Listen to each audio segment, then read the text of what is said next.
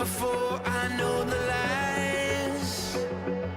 I've been here before, I've seen the sky fall, the sky fall on me. The waves are coming up, they paralyze. The fear is breaking in, it's no surprise, no, but it's tries though. This is the reason we rise, we rise.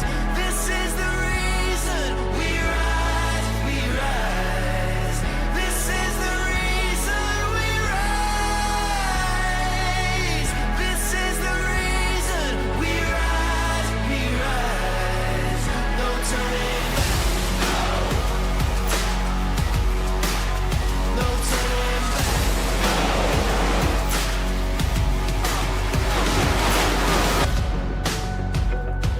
Where do we go from here? Look in my eyes.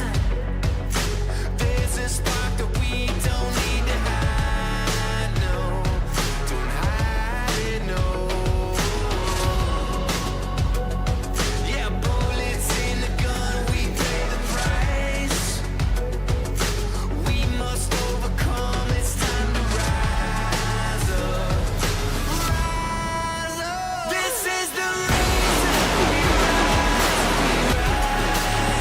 This is the reason we rise, we rise. This is the reason we rise. This is the reason we rise, we rise. No turning back. No, we're not turning.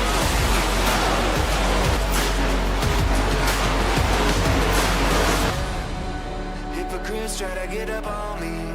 Demons calm, they'll try to harm me. Try to hide, but I think they saw me. But I ain't giving up, no, no. My real friends, they all know the flaw in me. Hate to text me, can you call me? Here I go, new day upon me. This is the reason we rise, we rise. This is the reason we rise, we rise. This is the reason we rise.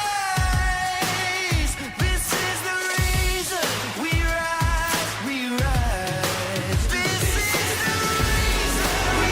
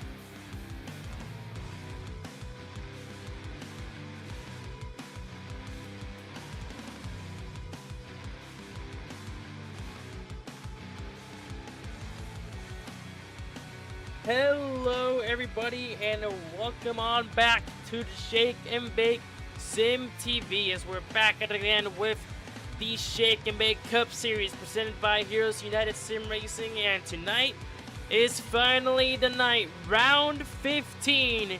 It is regular season finale time from EchoPark Speedway in Atlanta. That's right, we're going back to some super speedway action here in Atlanta tonight. Woo! For the finale. of the regular season. Last week at New Hampshire, Harold Wilson claimed the regular season title, and now he sits comfortably with a title added to his name. He's going to be entering the hunt for the Cup as the number 1 seed. 7 spots locked in those top 10 that will enter the hunt for the Cup. Only 3 spots remain, and we'll see who those 3 are after this race concludes. 130 laps of racing action here from Atlanta, 200 miles, and this race is proudly sponsored by Wilson's Pest Removal. This is the Wilson's Pest Removal 200. As we're getting ready to kick it off, practice coming to an end. It's Dwayne Crespo up here in the commentary booth. Zachary Evans not joining us for tonight, as he is actually going to be subbing in. We have a ton of different stories aligned for you guys tonight, and a couple of changes as well. One of those, of course, being Zachary Evans.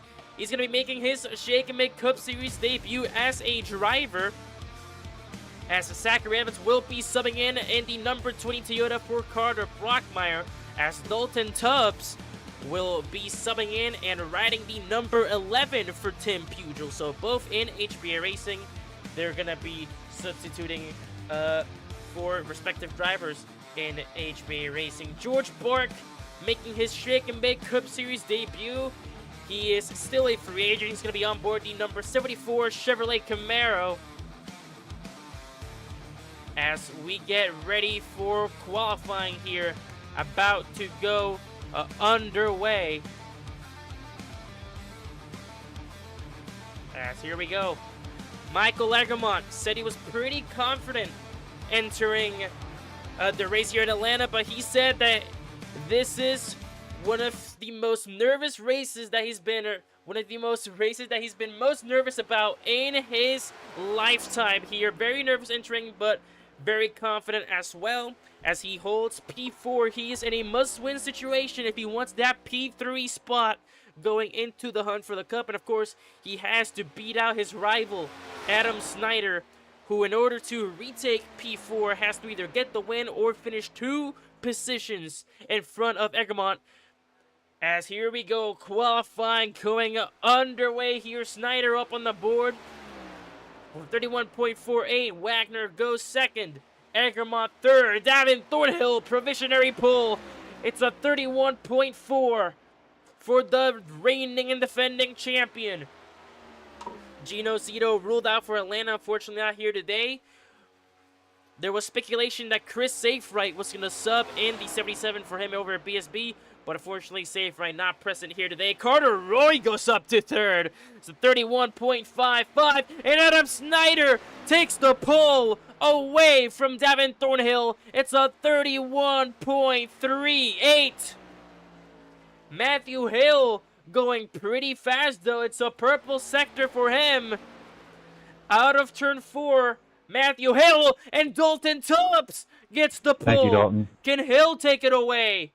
No, it's P2 for Matthew Hill. Dalton Tubbs holds pole position in substitution for Tim Pugel. It's a 31.36. Matthew Hill slightly beats out Adam Snyder's time into P2. George Bark still qualifying. Zachary Evans still in the lap time. Neither is Keith Hume. Neither is Alex Mortals, as Keith Hume will grab a penalty here. Unsure what it is. It's Thornhill 4th, Roy 5th, Luba into P6. Egremont 7th, Harold Wilson 8th. It's Owen Newman, Charlie Jones, Stefan Wagner. If Stefan Wagner does well enough here, he could bump out Gino Zito out of championship contention. Here comes Zachary Evans subbing in for Carter Brockmeyer in the number 20 Toyota for HBA Racing. Still no lap time put out by him. A minute and a half left on the clock here in qualifying. Out of turn 4, what does Zachary Evans have in store? Morals goes 12th. Evans, all he can manage is P13. At the bottom half of the barrel right now for Evans, as he will continue to hunt down a great time, and it's a purple sector for him.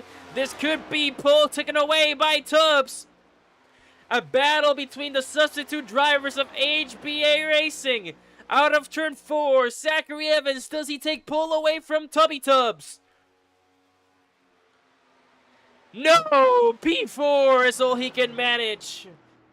He's gonna be in row number 2 at the moment. George Bark, P14 in his debut. Still unsure if he's gonna be competing in the hunt for the cup. It's a purple sector for him though. Could he grab pole position in his debut race? Keith Hume, no lap time put out. Final 30 seconds, George Bark across the line. It is pole position. 31.34 for George Bark. It is pole position in his Shake and Bake Cup Series debut. What a lap time for the 74. At the front row he goes, and he is looking like a menace already. As we're getting ready to kick it off here from Atlanta.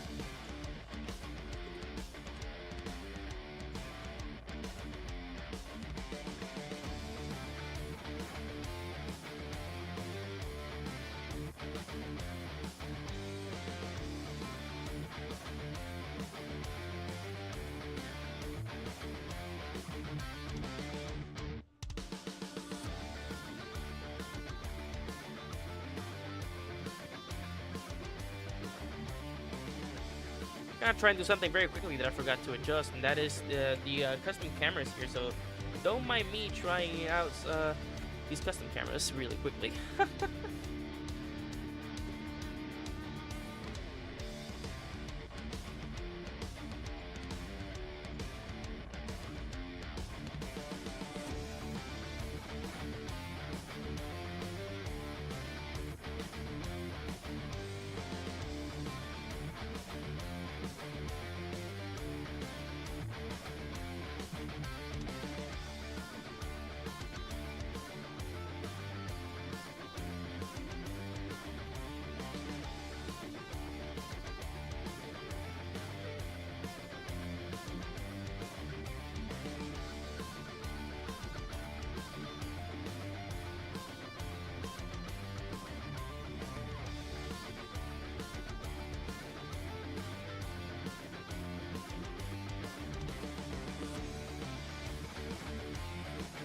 Well, for those that didn't know of how I set up the custom cameras, there you go.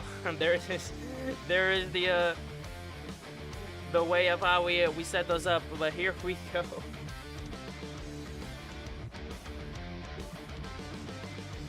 It is go time here from Atlanta.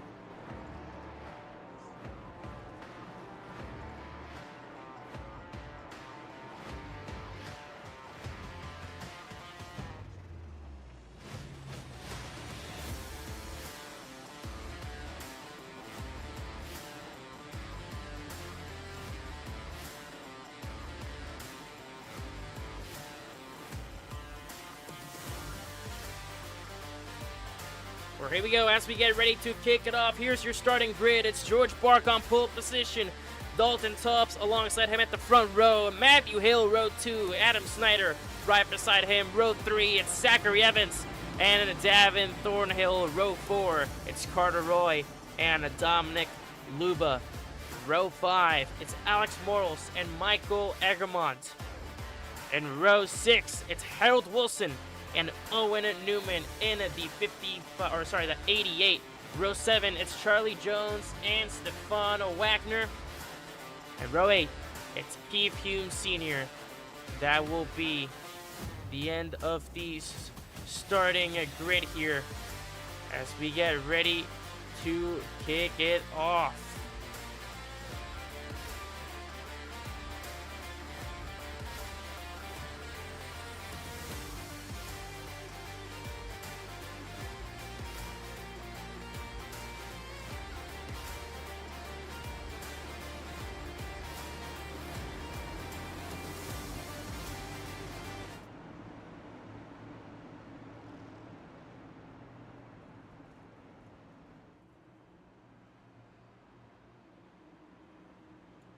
Here we go. It is time to kick it off here from Atlanta. Once again, it's Bark and Tubbs at the front row. Those that do not have a secured spot into the hunt for the cup, this is your final chance to make it happen. What a season has been so far. Back to Super Speedway action we go. And I'm very excited to see how these 130 laps turn out. As pace car about to go in this time by for the final time in the regular season here at Season 3. It's time to shake it and bake it. Who will be your top 10 competing for a championship next week? We're going to find out at the end of tonight. Green flag in the air. We're racing at Atlanta.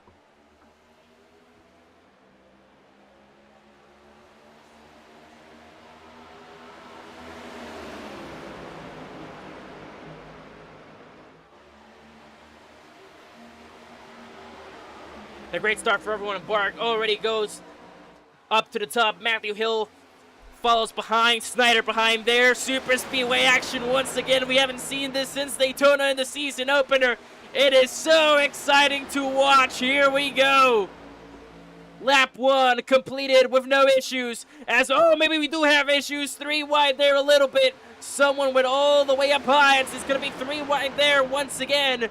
That was Dominic Luba who got shut up into the outside wall. But so far, so good. Already big movements there in the back. Got to be very careful.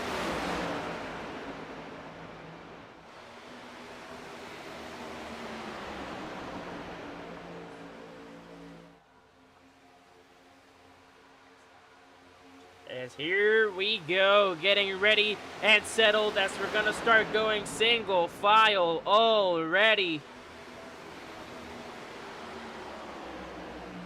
Here under the lights at EchoPark Speedway, Adam Snyder takes the fastest lap of the race at the moment. It's a 30.08.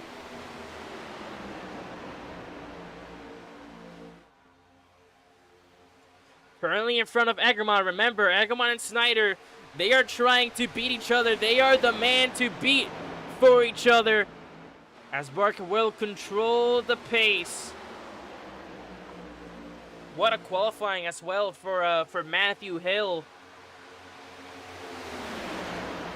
As they're at the bottom goes Carter Roy, bumps Evans out of the way, and Evans is forced to take a trip to the high lane. And he's gonna lose plenty of spots here.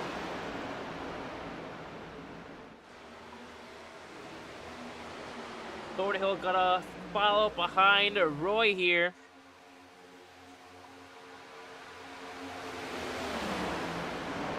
The only spots that are 100% secured is number 1 in Wilson and number 2 in Thornhill. Everything else is pretty much anything goes still. It's all coming down to the wire here in Atlanta to determine the seedings going into the hunt for the cup as Thornhill goes for a spin.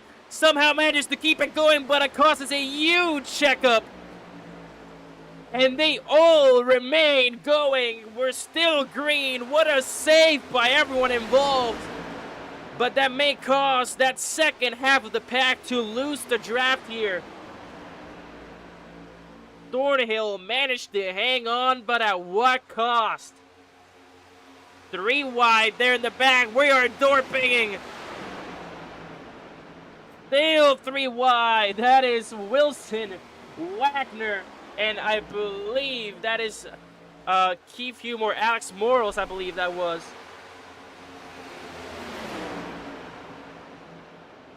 But yeah, they will start losing the draft here.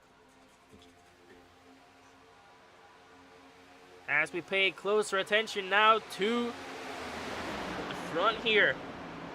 Keith Hume grabs the fastest lap of the race. It's a 29.35. Currently cruising behind a 21 of Carter Roy. Oh, that second pack is He's coming back in it slowly.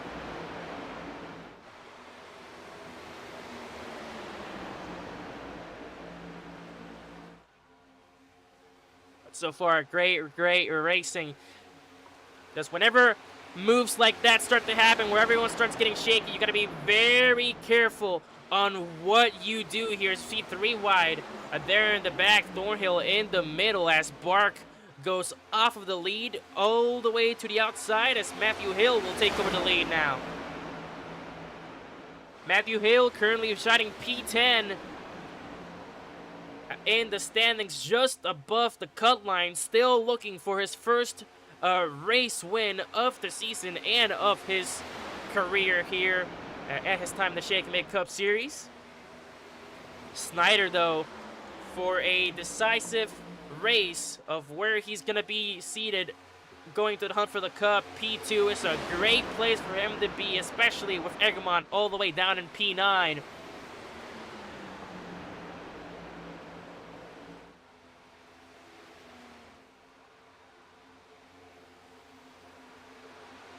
Still, everyone single file, a little bit of movement there in the back. Egremont will not go, forced up to the high lane. Of course, I would like to give a huge shout out to Wilson's Pest Removal for being the sponsor of this race. As we continue marching along, here comes Taser Racing trying to get into the action up in the high lane. Dominic Luba and Davin Thornhill trying to get it going.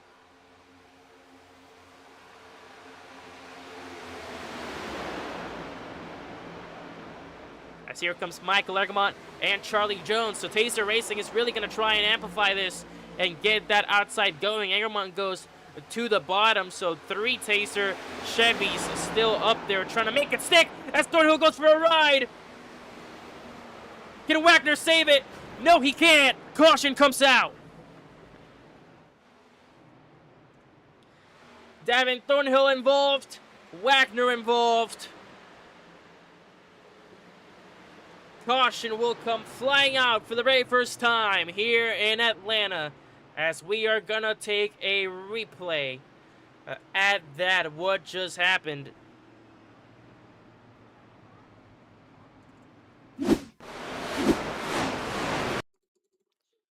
So here is the replay. We are 3 wide going all the way there. And what has happened here? On board with Thornhill. And it looks like he gets clipped by Charlie. It looks like he gets clipped a little bit by Charlie Jones. And this is what is going to cause the first incident of the night here. That looks a lot like a racing incident. Yeah, it gets that little tap by Jones, and all goes haywire from there.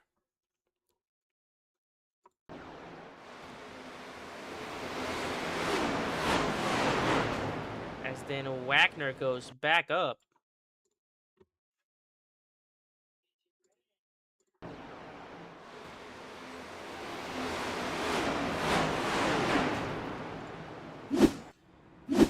But unbelievable. That will be the first caution of the day.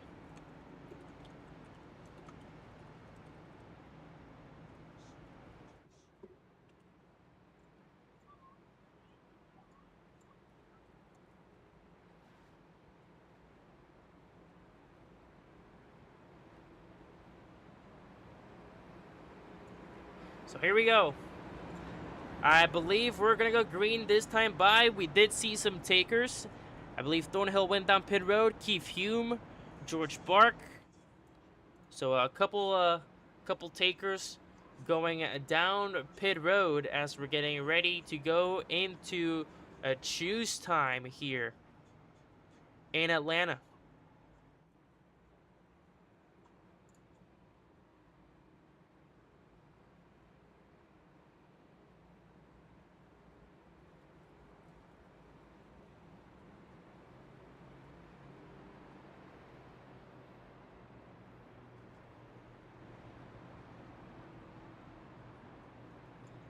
we'll see here if everyone goes it pretty cleanly. It's going to be very hard for me to determine who goes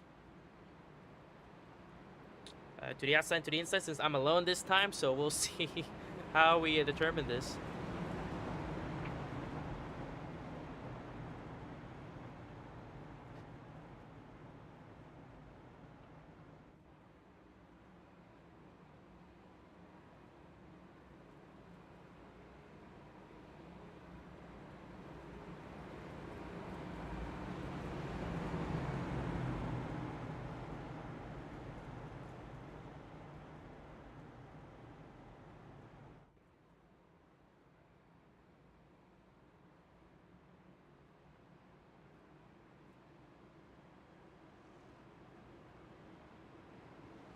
Alrighty, here we go. So, actually, hold on here. I think we're gonna have a special guest up here. Let's see if we can get him on up. Jaden, can you hear us? Hello, hello. There we go. Jaden Duran, the hometown hero here in Atlanta. A special guest up here in the commentary booth. Sad that you can't join the race. But here we are, just in time for the restart. Matthew Hill on the inside, Dalton Tubbs on the outside, going to the restart zone. And we are green flag in the air. We're racing once again in Atlanta. Yeah, I'm sorry I couldn't be here, but I mean, it's been lovely seeing these guys go at it. That outside did not go at all. Thornhill's going to lose a ton of spots. Evans as well, Hume as well. Everyone that was involved in that outside lane is going to lose a ton of spots as Thornhill's going to find a home there at the bottom in between Luba and Egremont. Taser so far looking like teamwork is going to be their best option here tonight. As big shaky movements there at the front. Keith Hume looking to make it 3 wide. As he will settle down back single file. So that first incident between Charlie Jones, Stefan Wagner, and Devin Thornhill deemed a racing incident. No penalties or end of lines awarded as we march on. Lap 18. And a ton of drivers making use of that apron.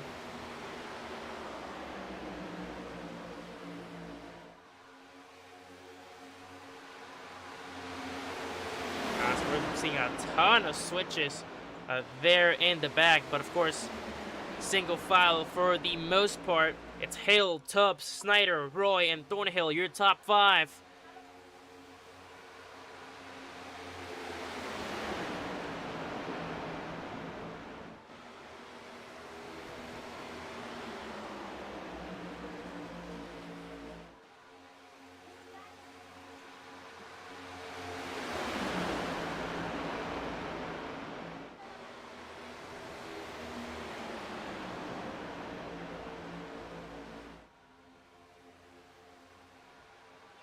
See now everyone's starting to use that apron. Apron's your best friend here with tire saving, I'll tell you that, Dwayne. 4 sets of tires, so every driver should have plenty of tires to use, but of course that fuel is going to be the main factor here. 65% for these 130 laps. You only get about 30 to 32 laps of fuel, I believe, so we might see some fuel-saving strategies. But it is all really going to depend on how these drivers strategize around it. So far, only 1 caution here tonight.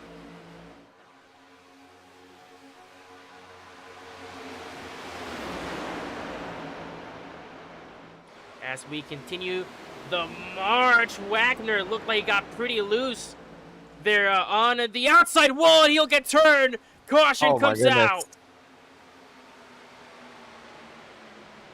Dominic Luba involved. Man. We'll see who was at fault there, but the second caution will come playing out here in Atlanta. It's almost like Taser has a target on their head. I think every single one of them's been involved in a wreck besides Michael Egermont. I mean, Wagner and Luba, that's contact between teammates right there. So we're going to see plenty of people go down pit road. As they're going to take their chance here. As they're going down pit road, let's try and take the replay here. What has happened? Is it a self-spin, or does Wagner get tapped by the... Dwayne, check the box. By the 8. Check the box on 62. Let's see here what happens. I don't know if there's contact there.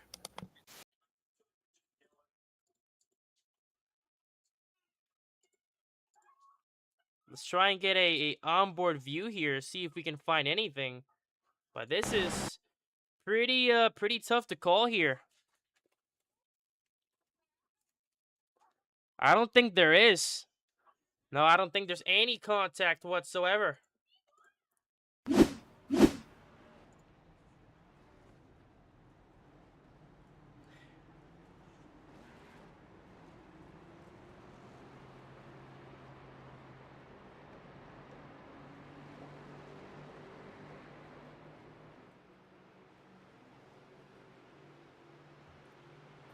So here we go. We're going to take a replay at this, as apparently we'll see if someone went through the box. This could be a serious penalty for Keith Hume. Does he go through? Where is the box here? I believe it's all the way back here. Let's go back and see.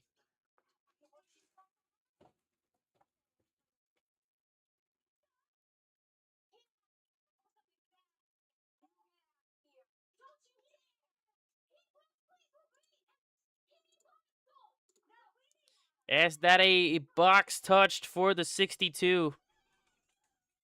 Oh, I believe that will be. Oh, no.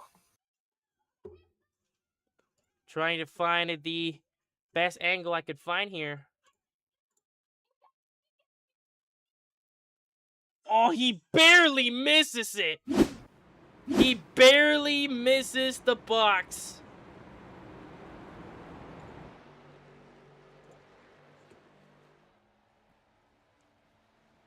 A lot of big names here tonight struggling early in this race.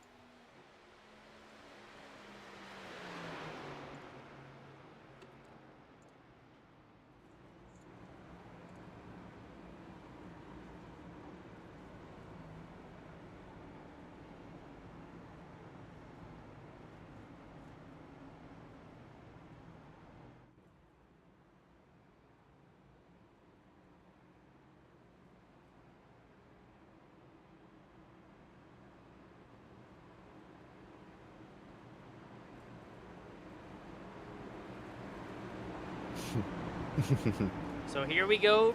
The race control commands given out. 1 incident point and end of line for Stefan Wagner. No further investigation for Keith Hume. Just barely misses the commitment box. He'll be ready to go from the front row. As we go into the restart zone, Matthew Hill still leading them into the green flag, and we are green once again in Atlanta.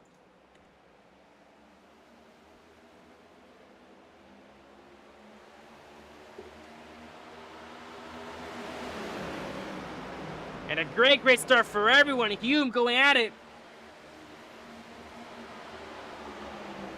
Side by side out of 1 and 2. And they're still side by side. Snyder now pushing Hume. Tubbs pushing Hill. It's BSB versus HBA. Obviously, Hume put up GHR, but he has had a great connection with BSB over these last couple of races. Honorary member. really is an honorary member of the Bottom Split Bandits, as we're still side by side. Does Hume have enough to clear that number 90? But does he really want to let go of his friend right behind him, the 36 of Adam Snyder?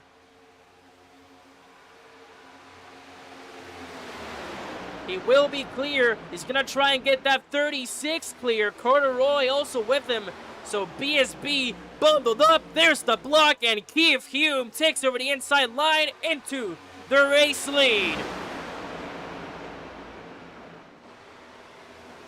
Oh my goodness, they're just going at it early in the race. I cannot see what's going to happen in these later stages.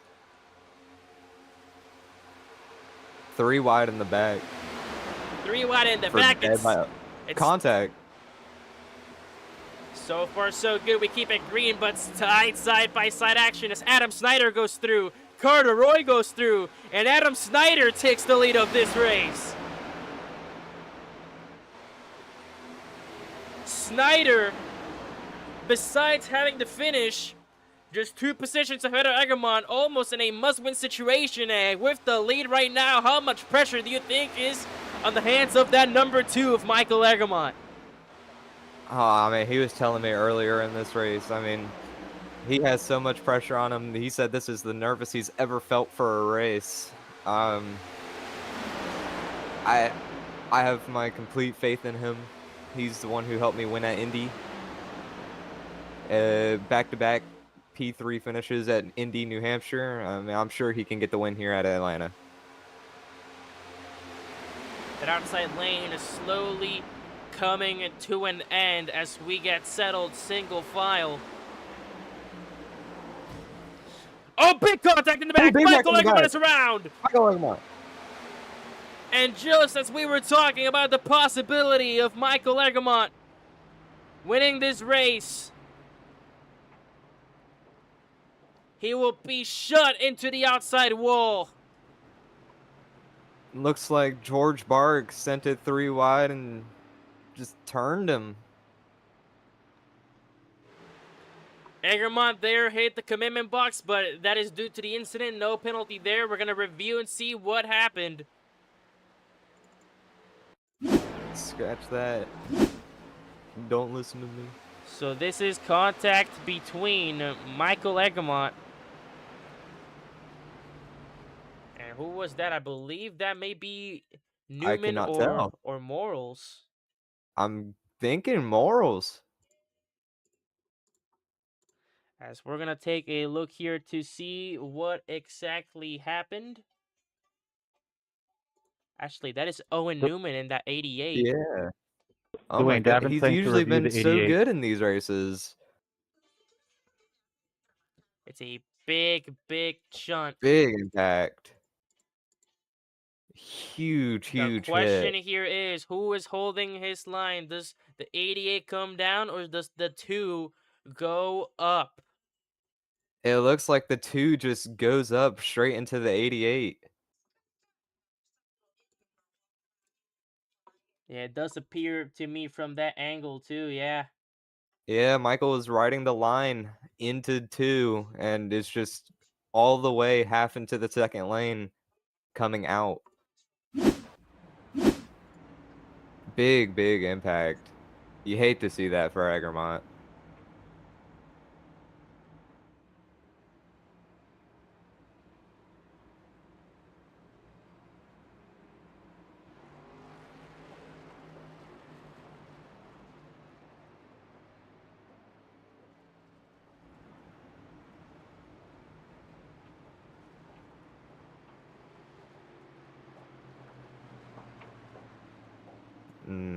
So not the performance I wanted to see from my new sponsor.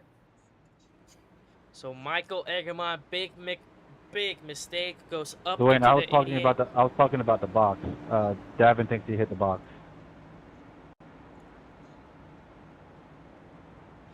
All right, so let's see this.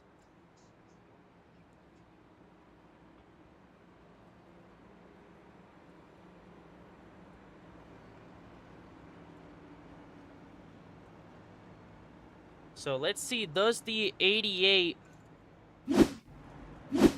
hit the box. That is what they are questioning. So we're going to see and review it here. It's 3 boxes, right? Well, we'll see if he hits the commitment box here. Ooh, I don't know about this one. Oh, he absolutely does. Yeah, absolutely. 1, 2, 3. Yep. Unfortunate for the 88.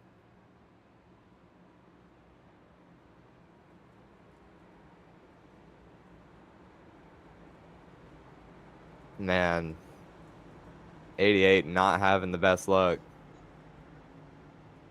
That is not what you wanted from Newman. Obviously, you gotta watch for that commitment box. The caution was not on his fault.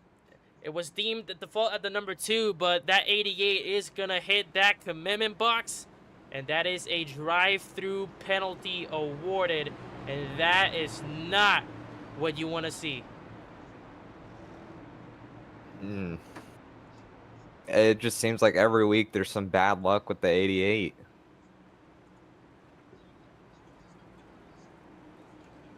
As here we go, we are about to go green, this time by Adam Snyder, leading the pack into the green flag, Keith Hume right beside him.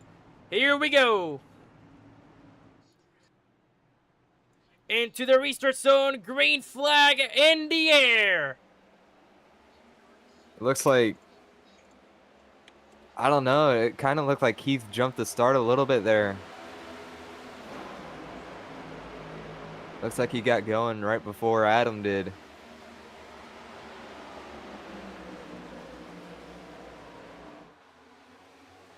Drive-through penalty awarded to Owen Newman. As we continue the march here in Atlanta, Keith Hume, your race leader. Now this is a guy who knows how to keep the front and stay in the front every race.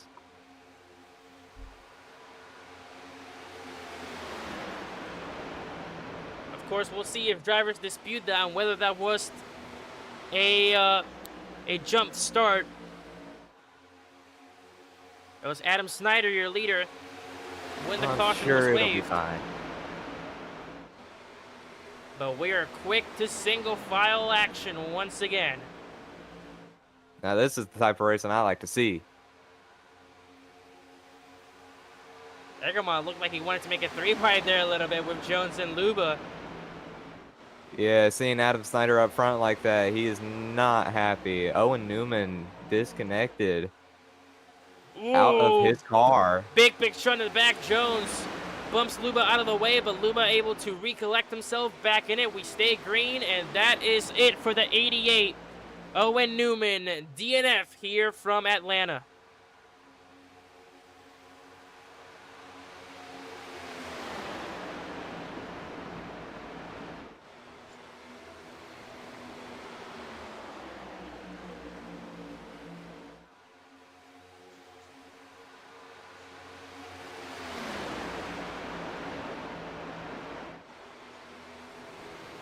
A lot of words coming in from these drivers.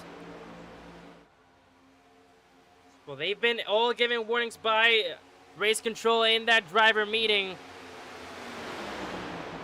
As long as they keep the race chatter clean and obviously with the purpose of racing and trying to keep it as clean as possible, no issues whatsoever. Alexander Morrow's a kind of a one-man army out there in the second lane. George Bark looking to go with him here. It's Hume, Snyder, Roy, Hill, and Tubbs, your top 5 as we go. Just one lap more until lap 40.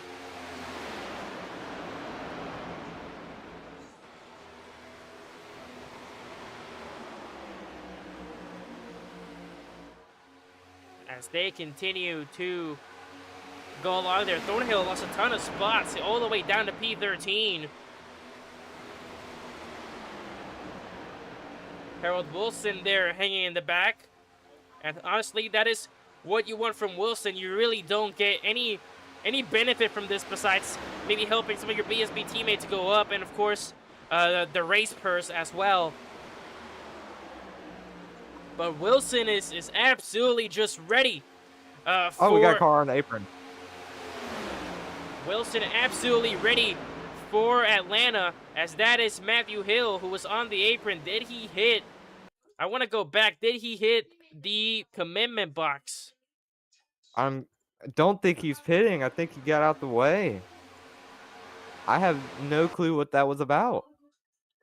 Nope. Does not hit it. We're still good to go. Yeah, I don't know what exactly happened there with Matthew Hill. No drive-through penalty, though, thank goodness. But he will jump out of the pack here. This could be maybe to try and help HBA Racing for those that are in the back.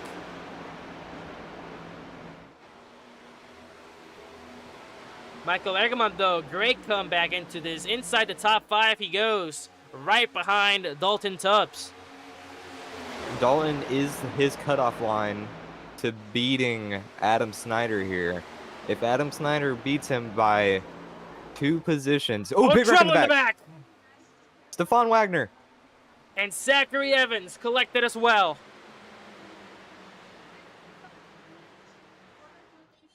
Contact between Wagner and Evans. His car's drifting in the corner. As that will be the 4th caution of the night here in Atlanta. Oh my gosh, such a big hit.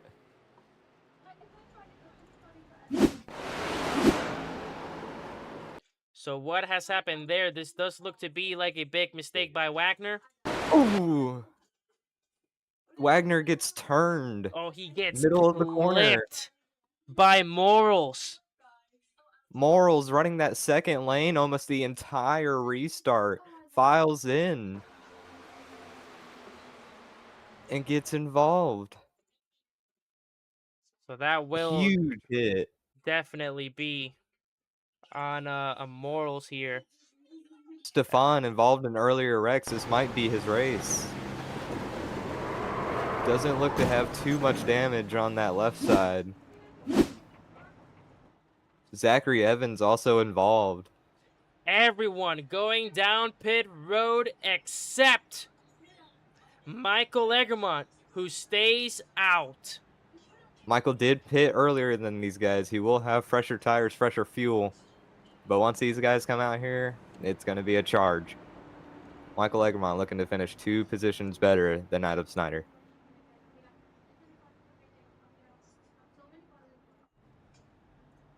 So Alex Morals here will get the end of line. Keith Hume, first off pit road, followed by... Actually can't tell who that is. Adam Snyder and Carter Roy. Dominic Luba follows. Charlie Jones behind him. Dalton Tubbs. Davin Thornhill. Harold Wilson. Our rookie and pole sitter, George Bark. Alexander Morals. And Stefan Wagner, followed by Zachary Evans. The race off pit road. I want to try and see here if we can get Michael Egerman on the radio. Let's try and get him on board here. Let's get my boy. Michael, it's Dwayne Crespo up here in the commentary booth. Can you hear us? Yes, I can, sir. What's going on? Michael, obviously, this race is a very decisive race for you. Not only do you have the chance to beat out Snyder and claim 4th, but you have the chance to claim 3rd going into the hunt if you win this race. You were involved in an incident before. What is the strategy here as you stayed out? You see everyone go in. What is the strategy goal here? Honestly, I just need to stay away from everybody who can't drive in a straight line. It's been pretty messy back in that mid-pack, so now the strategy has put me up here. Hopefully I could just... Hey, 90, you're a lap down. Shouldn't you be in the back? A straight line, hopefully everybody... We'll see how it goes. Alrighty, well, thank you for your time up here in the booth. Wish you the best of luck. Zach, go on by. Thank you.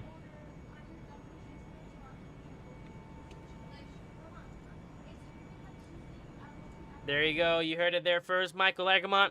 He's going to be the one restarting this race now. 4 cautions so far here at EchoPark Speedway.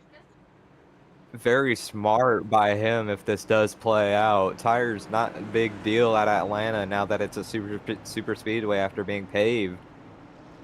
But as he said, these wrecks have all been happening in the very, very back, either mid-pack or very back. So this could be a big brain play here by Michael Egermont. Let's see if he can keep that lead from Keith Hume Sr. Here we go. 2 heavy hitters here at the front. As we'll see Matthew Hill, Dalton Tubbs, Road 2. It's Thornhill and Carteroy, Road 3, as Michael Egermont will lead us back to the green flag. Matthew Hill started on the apron. Michael Egermont not going to have a pusher. Beautiful restart by everyone in the front. Michael Egermont, Keith Hume, side by side.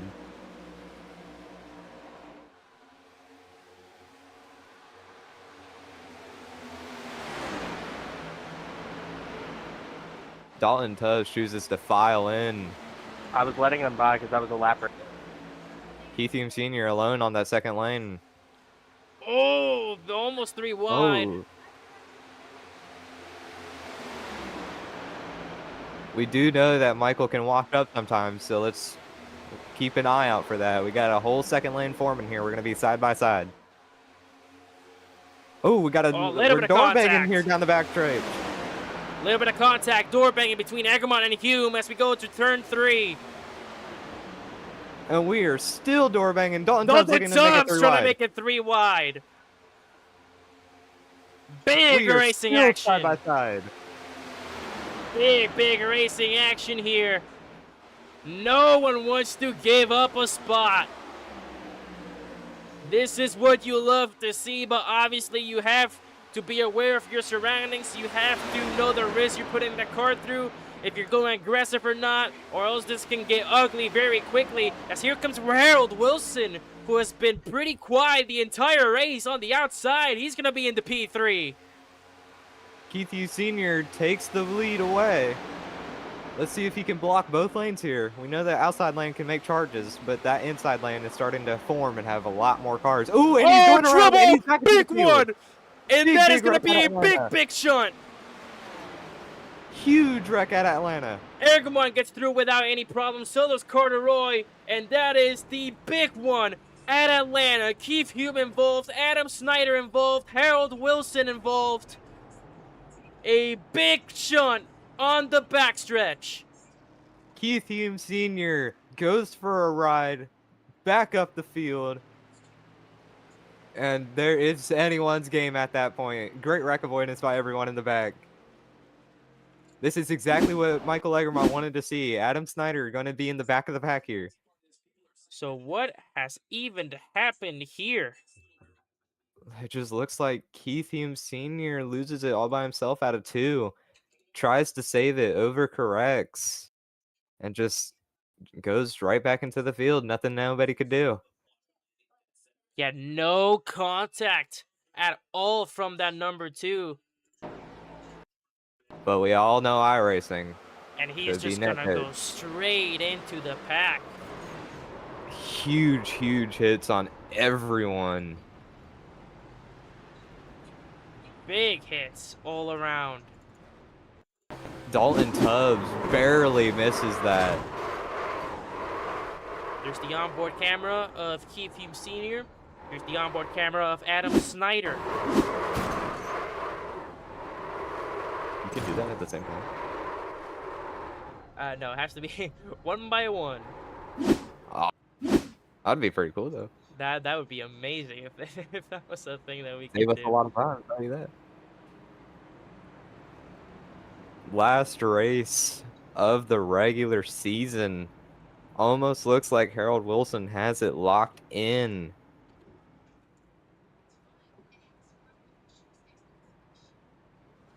So Keith Hume here will get the end of line. And not something you usually see Hume do. in the middle of the races. I mean, he's usually way up front by this time.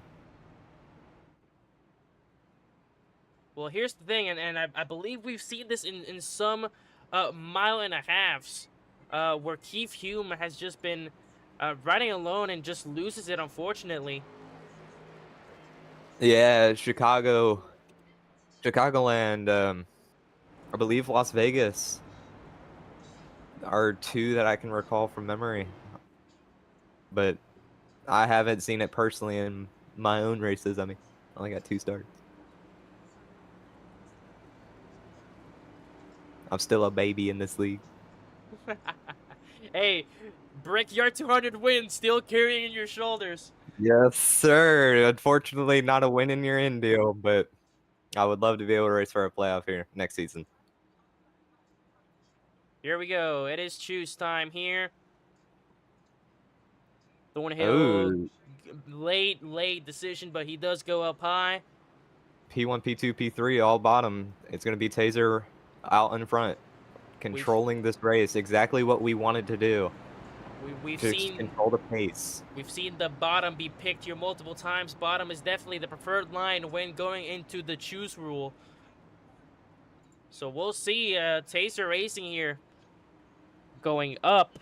It's Thornhill, Wagner, Luba, followed by Zachary Evans. Again, Zachary Evans subbing in for Carter Brockmeyer. Dalton Tubbs subbing in for Tim Pudrell, as Tubbs is going to sit behind Egremont. And both Taser teammates, Egremont and Thornhill, are going to be side by side at the front row, coming to the green flag. Not mistaken, I believe Tubbs will be the full-time driver of the 11 for next season. I mean, he's already shown that he's going to be a force to be reckoned with. He's up here in these races. I mean, New Hampshire wasn't very good to him, but he's sure making himself known at Atlanta. Yeah, HBA Racing making a ton of moves, extending Owen Newman, and they extended Dalton Tubbs as well. Dalton Tubbs going to be the full-time ride in the number 11, replacing Tim Pudrell, as Pudrell will move to part-time in Season 4, trying to focus more on team ownership, a standing point. But very excited to see Tubbs in a full-time ride next season, as we are green flag back underway here at Atlanta. Great start for Egremont. Huge start, but this is not the start that we need to see. We need Davin to come side by side. Stefan Wagner needs to push him. Taser, we wanted to control the lead of this race. We wanted P1 and P2 inside and outside. Just control the pace of the race and pray for X. Stefan Wagner back there kind of just moving his teammates out of the way. Yeah, not happy over the radio early in the race before I came, but this is definitely interesting. It looks to me from a spectator, a standpoint of view, that Stefan Wagner has been struggling just a tiny bit on trying to hold his line. So this could be a big issue for that number 10. He has to keep that thing straight. He already has a point to his name. He cannot afford a drive-through penalty. This is his golden hour. Gino Zito ruled out. He could make the hunt for the cup here if he bumps Zito out, so he cannot afford a penalty here. Not at all. Early in the race, not too happy with him in the Taser chat. I'm pushing into the turn. We need Michael to just lock in here, keep that lead, control the pace. Pray there's no caution so we could have green flag pit stops. I'll tell you what, though, George Bark is coming in hot on the outside. George Bark is one of those super speedway racers that knows how to get around everybody on the outside lane. He knows how to just side draft you perfectly. He knows where to put his car. Overall, amazing driver on these super speedways, and it will be a force to be reckoned with here in the future next season. See based on his performance, but as of right now, I will not be shocked as soon as that offseason starts if he gets assigned to a team or gets offered multiple contracts. Well, I was talking to him earlier yesterday, and it seems like he wants to race, but I'm not sure if he wants to get on any team or not. I mean, I'll be going full-time for Taser Racing next season. But, I mean, it'd be awesome to race with him in 2 leagues. That'd be really amazing. We are full single file action now. Now this is the racing we like to see. Calm, steady, control the race. No incidents. Dalton Tubbs kind of looking on the inside of Michael Egermont there, though. Getting very careful, especially there at the front stretch. Yeah, they are using that apron to their full and best of their ability, but one wrong move, that car can go loose immediately, and that is going to cause a lot of issues for everyone involved. Well, we got to also remember this. Michael Egermont pitted earlier than these guys, so he will be shorter on fuel. He will be hoping for a caution here, more than likely. But if he pits first, if Michael can get to the front by end of the race, I mean, it'll definitely be an amazing strategy on his part. George Bark and Davin Thornhill side by side. Thornhill looking for P5 here, as Morals is behind him. Egermont all over the track here, trying to keep Dalton behind him. He's been doing that all race long, just absolutely using that apron.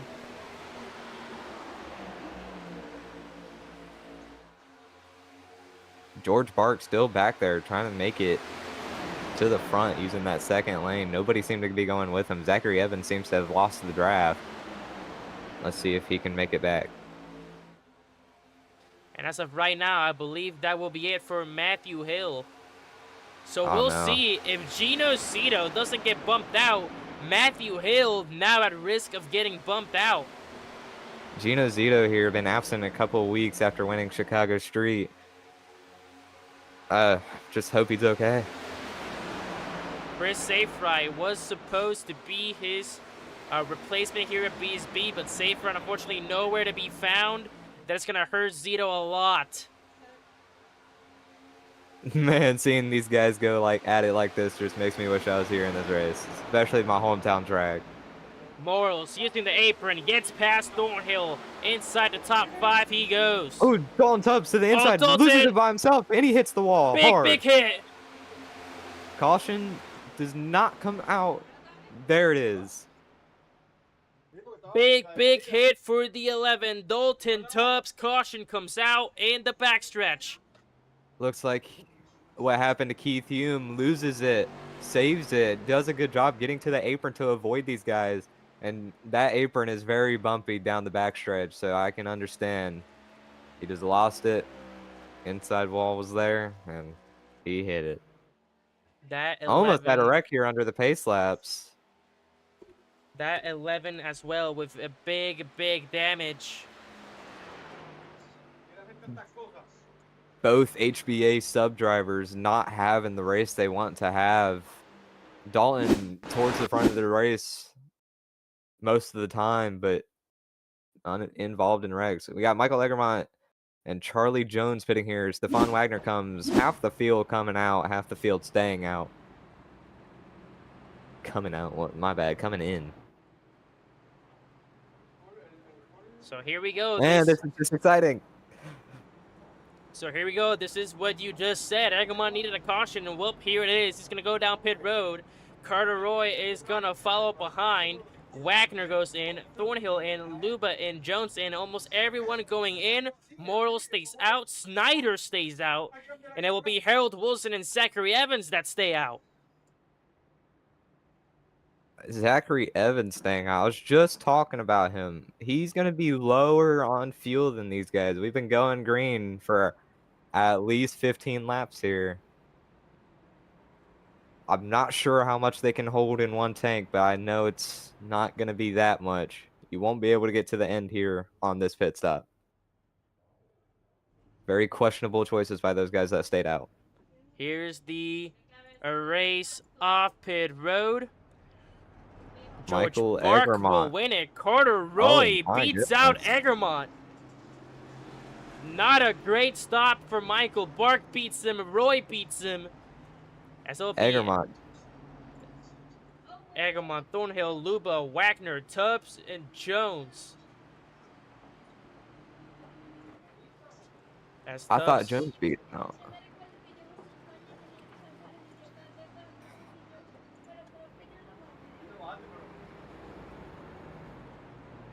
So Little Tubbs chatter there. over the radio. The 74 not going. The 74 is hitting again.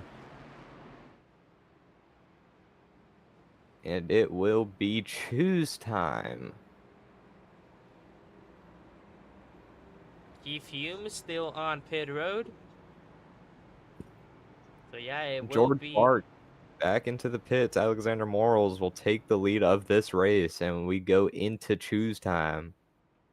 Yep, so here we go. Morals goes to the bottom. Snyder to the bottom. Almost everyone go to the bottom. Wilson goes up high. So does Egremont.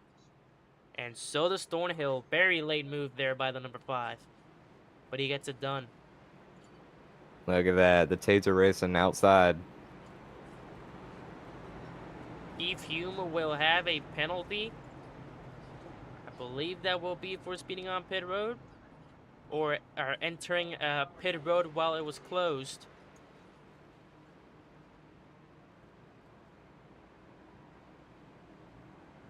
Here we go. Indy all over again. Adam Snyder and Michael Egremont side by side going into this restart in the second row.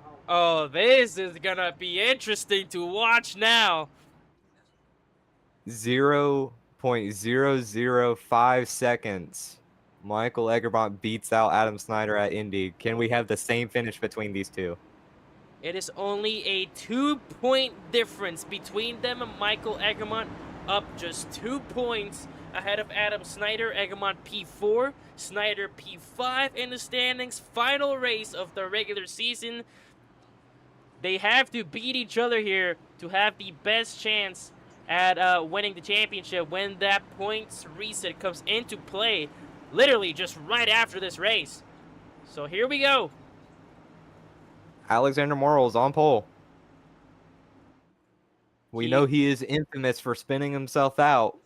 Just pray he can keep this. Great restart by him. Definitely showing that he can be up front at these types of tracks. Green flag in the air. Morals absolutely sends it. Snyder second, Egremont third.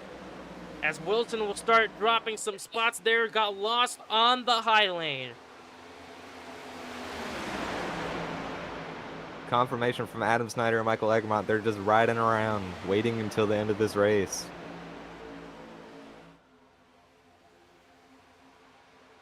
Morals, one of the only Fords in this field, taking the cross flag. We are now halfway to the goods.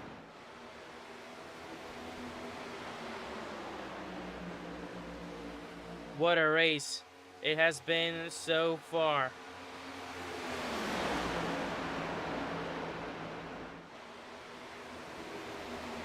And yep, officially halfway done here in Atlanta. The nighttime setting definitely helps out with those tires. Not as much depletion as if it were daytime. Yeah, I mean, this track is exactly like a cheese grater, as Larry McReynolds would say. It just tears up those tires into the turns, especially if you're on that high lane. Those right fronts do not know how to hold out. If you know how to save tires on this track, you're pretty much guaranteed to be up in the front at the end of this race. Michael Egremont, P3, holding down both lanes. George Bark looking to surge in, running that second lane like he has been all race, making it work. Just see if anybody goes with him. Zachary Evans also coming back here at the front. Big shot, Oh, big hits wreck. him into the wall. Oh my goodness. That might be Hume's race. That might be it for the 62. Oh, hard hit. I hope he's all right.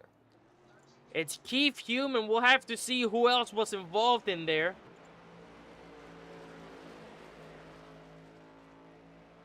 But it's a big, Oh my goodness. big hit. Charlie Jones just pit maneuvers Keith Hume.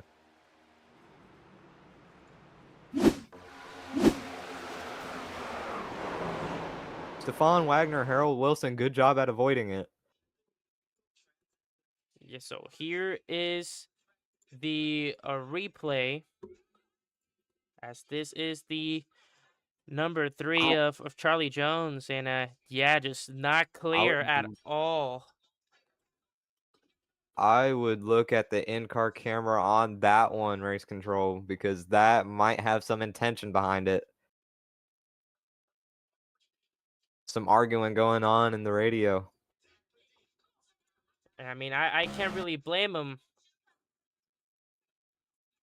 It just yeah, Charlie Jones. He's clearly right there. Oh, I think he was waiting for that to be clear, because it's very, very convincing there from the cockpit camera. I think he thought he was fully clear and just goes for that last-minute move and just wasn't clear. Yeah, looking at this in-car camera, the smart move would just be right into George Bark. None of these guys know Bark, though. They won't know. But Keith Hume Sr. already had damage. This will most likely be the end of this race. Pray he's all right from that crash.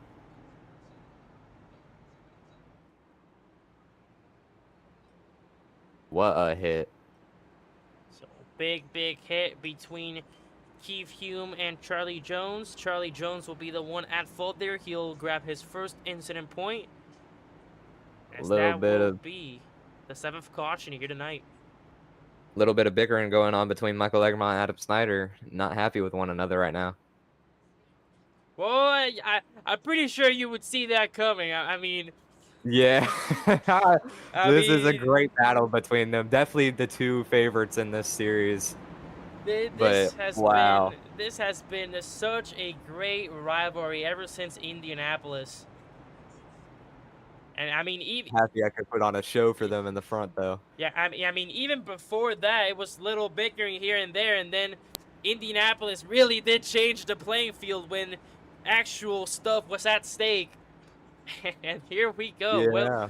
Will Egermont follow Snyder, or will he go to the opposite to be side by side with him here, as it is choose time? Egermont bumping Adam Snyder on the pace laps. Oh, that's a late one by Egermont.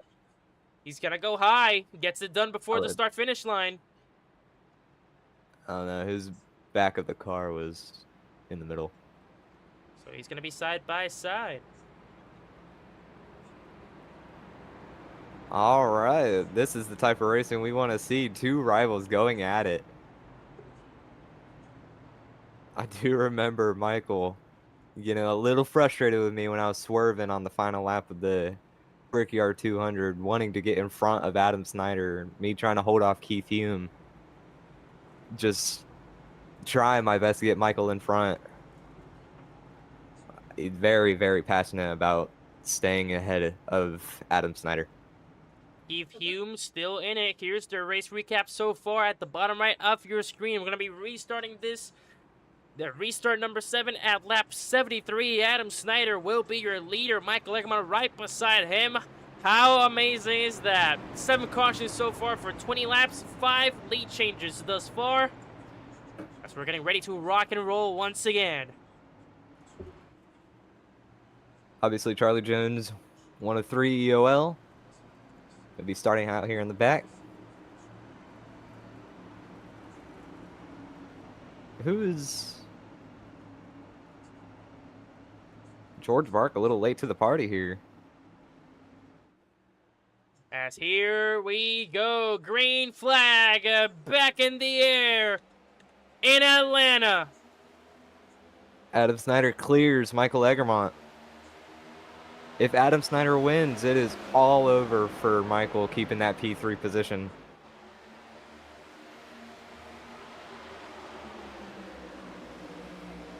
He is chasing him down right now. It's just the two of them at the front. Let's see if there's some Logano blocking going to be involved here.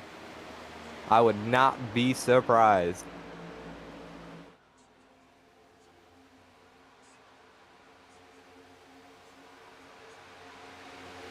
Still fighting. This is what you love to see at one of the most important races of the season.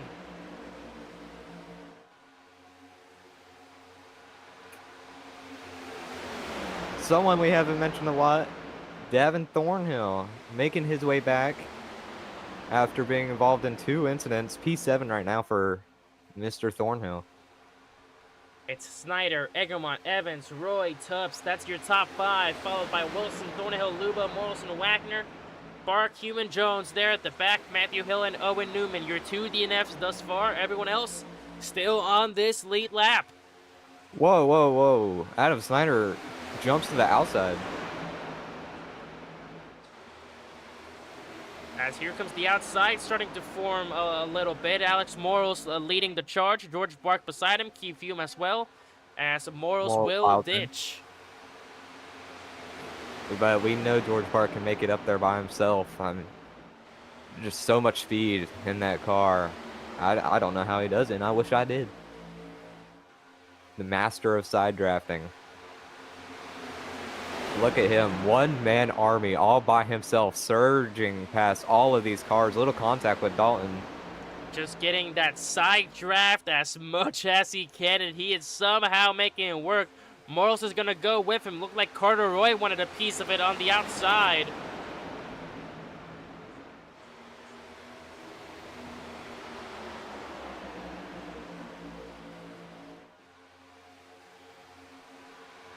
Almost look like they're trying to make it 3 wide there in row 5. 2 wide, 4 rows deep. Gotta be careful with those moves. There's Jones being it side by side. Bark also still side by side. Now with Zachary Evans. Bark is making his way as he is into the top 3. Snyder, Michael looking to go outside with Bark. They know he is the faster car. That will give the inside advantage to Zachary Evans. Both of them decide to stay down. Michael Egremont looking to block both lanes here. So far, but will it be enough? So far, fastest lap looks like it will be Zachary Evans with a 29.19. What? Wow. 29 seconds around this track. You are not hallucinating. Everyone that has said their best times has been a 29 seconds. Average lap around the track, if I'm not mistaken, 30 seconds. Adam Snyder fastest lap came not too long ago, lap 59, 29.696. You know, they are absolutely pushing these cars to their absolute limits. That is redlining 5th gear the entire way. Maybe losing 1 RPM in the corner, but that is insane lap times, insane drafting. 3 wide there in the back. Dalton Tubbs, big block. 50 laps to go.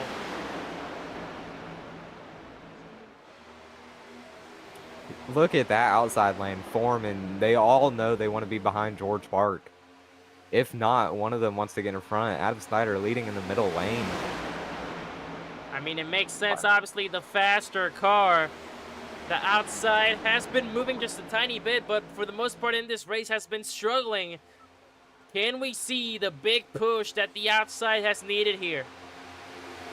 Dalton Tubbs and Alexander Morals absolutely fighting it out back there for P6. Stefan Wagner looking to join in on there. Keith Hume Sr. looking to make moves, follows Stefan Tubbs Wagner. lost in the middle, 3 wide. He's going to find a home back on the inside, but he has lost some spots there. Oh, yeah. Keith Hume Sr. looking to make some moves. With all that damage he has, well, maybe he didn't even have to go to a backup car. Who knows? I was just about to say that 62 took some hits, and it is still going strong. If there's one thing you never want to do in these races, it's count Keith Hume Sr. out. Always finds his way back front. Always is towards the front. Has a little bit of mishaps during the race, but in the end, he'll be top 5. Little contact between Morals and Corduroy.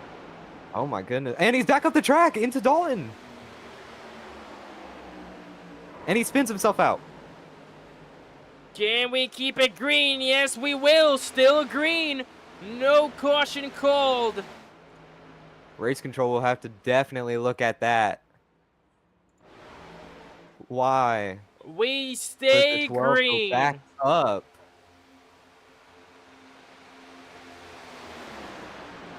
Little bit of info on this track. It is one of the easier tracks to stay on the apron. It's a lot grippier down there than it would be at Daytona, Talladega. Less bumpy, more grip, especially here at nighttime. You can just pretty much full throttle it onto the apron and stay on the apron. So definitely questionable why Morals would go right back up to the track. George Bark up to P2 now, side by side with Michael Egermont. Adam Snyder looking to block both lanes.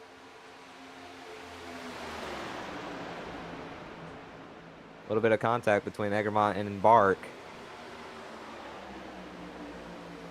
And we got a 5-man pack behind this main pack, P8 and back. Well, that Sean really divided things. You're glitching out, going. Oh, there we go. Hopefully that's better. Hey, there you go, you're better. But Michael Egermont having some words for the 74. Zachary Evans looking on the inside. Almost 3 wide there in the back. They are being so aggressive here coming to the ending laps. Still got about 40-ish laps to go, 43, I believe. Michael Egermont to the inside of Adam Snyder, and he will take the lead. Battle for the lead. Egermont on the inside. He has got it. Zachary Evans pushing him all the way. I don't mean to be biased here, but let's go, Michael. That big shot, it was still green. Race control determined that even though Morrow spun, he kept it going after it. So we stay green even after the pack divide. As here we go. Look how aggressive these guys are being. They will catch back up. Michael Egermont back to the race lead. It is getting absolutely racy and a whole fight up here at the front. Zachary Evans looking on the outside and the inside of Michael Egermont, just looking anywhere he can push. Almost 3 wide there in the back by George Bark. He wants to be on the outside of everybody so he could get that side draft. Doesn't want to be stuck behind another car. Adam Snyder will file in. Same with, I believe that would be Keith Hume Sr. Keith Hume Sr. up in this main pack, P6. And I'm telling you, you can never count him out of these races. Alexander Morals, big damage, slow car. He needs to get on the apron while these leaders are coming by him.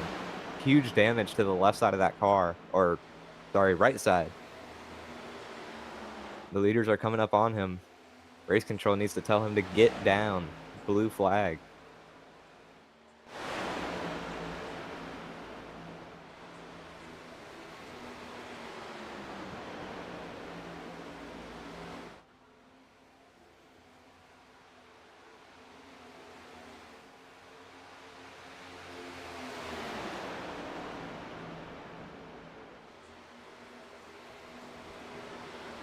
All right, the 12 of Morals confirms he knows he needs to get down on the apron. Thank you to race control.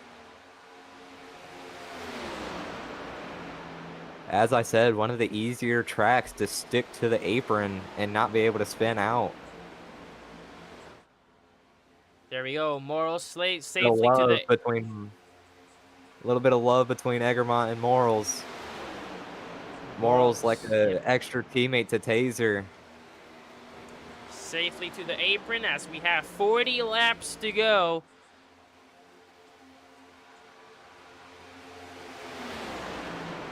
Morals needs to get out of the way of that second pack. All right, confirms that he is going low. Never mind, he confirms that he's going high. It's going to be a big check in that backpack. As we pay your 20 attention. goes. 20 calls. He's going into the pit. Oh, here we go. This has been the longest green flag Michael run. Egermont goes with him.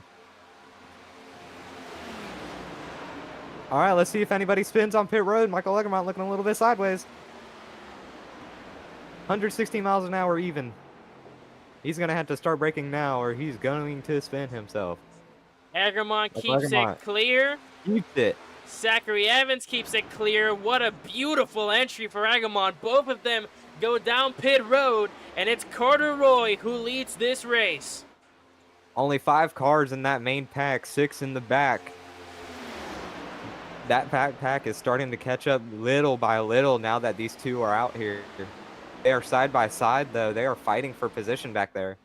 Like I was saying before they came down pit road, this is the longest green flag run yet, so we might see some green flag stops coming into play here. Those cars that stayed out on that last caution are definitely going to be going through it. Michael Egermont, kind of a questionable choice going in with it's Zachary Evans, my bad. But let's see if this works out for him. He's definitely a great strategizer. Definitely the one that got me the win there at Indy. Got himself a top 3 at New Hampshire. Oh, man. I mean, the main goal here is obviously you do not want to go down pit road by yourself. That would be a huge mistake. So I guess Egermont just saw the opportunity here. Evans going in. He said, I'm going in too. I am not going down by myself. Yeah, he has a teammate in that main pack in Stefan Wagner who sits at P3. Way to work his way back up. But you think there would be some communication there between Egermont and Stefan. A little bit of a language barrier there. But Carter Roy calls he's going into pit this time by. Let's see if anyone joins him. I was just about to say, in goes Roy. Do we have any other takers going with him? Yes, we do. Hume going in. Snyder going in. Stefan Wagner takes the lead of this race, followed by George Bart.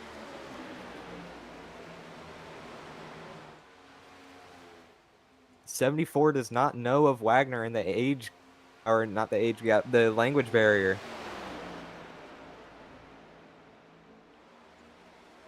Penalty being shown to Harold Wilson. That may be a speeding on pit road penalty, as they will both stay out.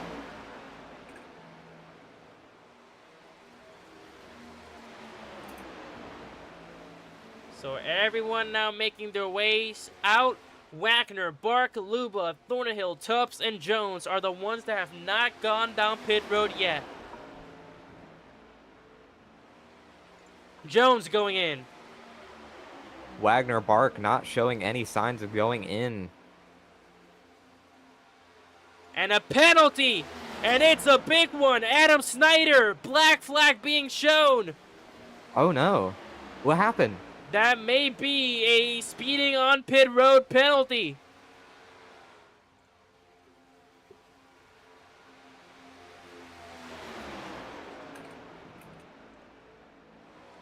As now the top 5 will be the one that have still not come down pit road.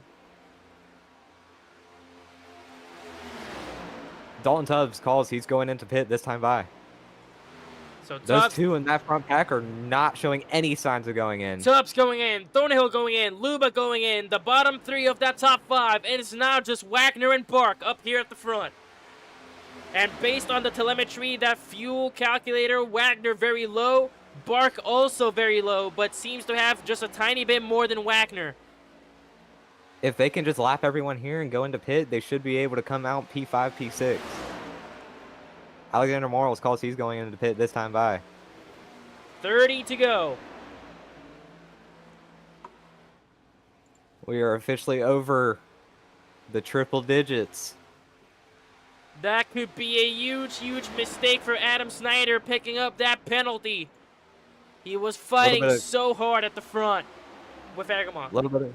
Little bit of contact between the 8 and I don't know who else that was on pit road, but they seem to have sorted it out. Carter Roy. Look at this field. Carter Roy will be the one that goes up ahead the furthest from those that have not gone down pit road. Or sorry, those that have gone down pit road. Yeah, all these guys looking to push. Stefan Wagner, George Bark, not looking to pit anytime soon. Both very low. Both saving fuel. They're going to be very, very low. And Carter Roy P3. Could we see the drought finally end for Carter Roy?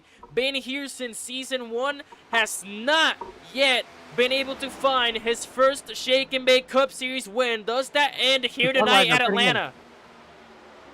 Stefan Wagner pitting in. That means the 74 might also go in with Does him. Bark Doesn't go look in like with it. him? Wagner does not go They in. both stay out.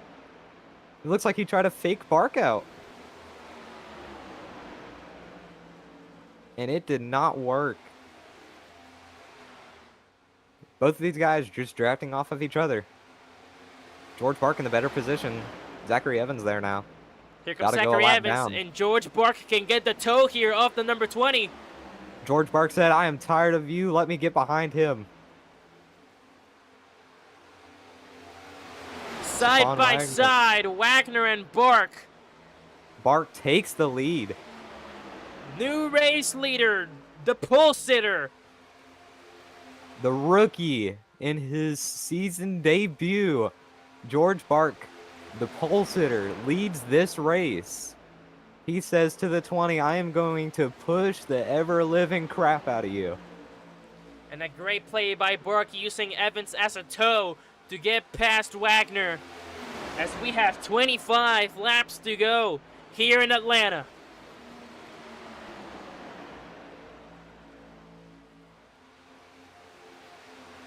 A little update on the battle between Michael Egremont and Adam Snyder. Michael Egremont currently sitting P5 with teammate Tavin Thornhill right behind him in P6.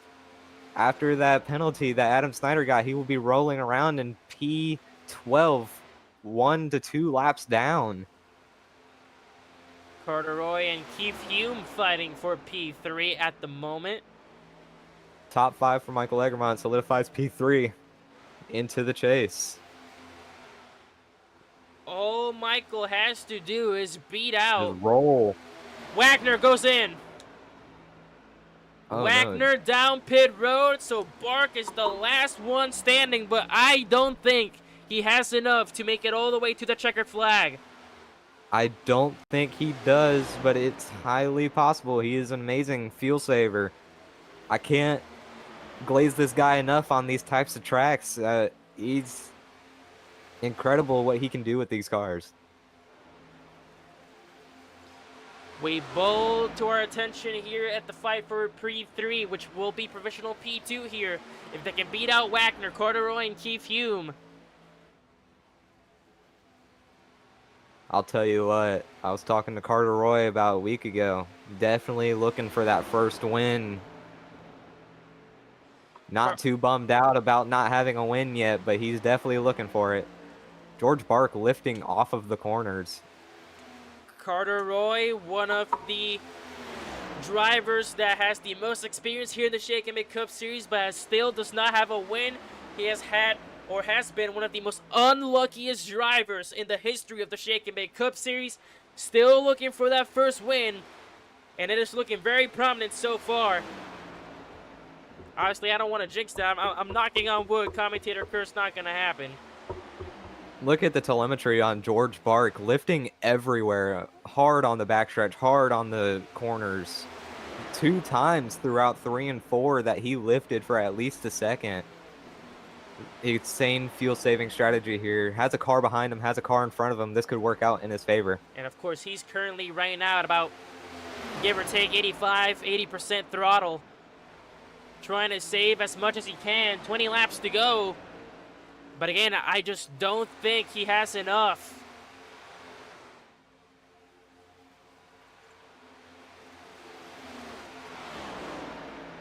Meanwhile, I believe these other guys do. Yeah, everyone else can make it on fuel.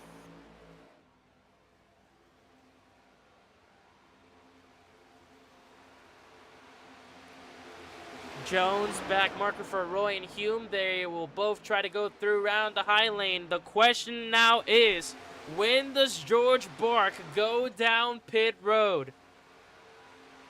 Keith Hume Sr., P2 currently. Or, sorry, P3 behind Carter Roy.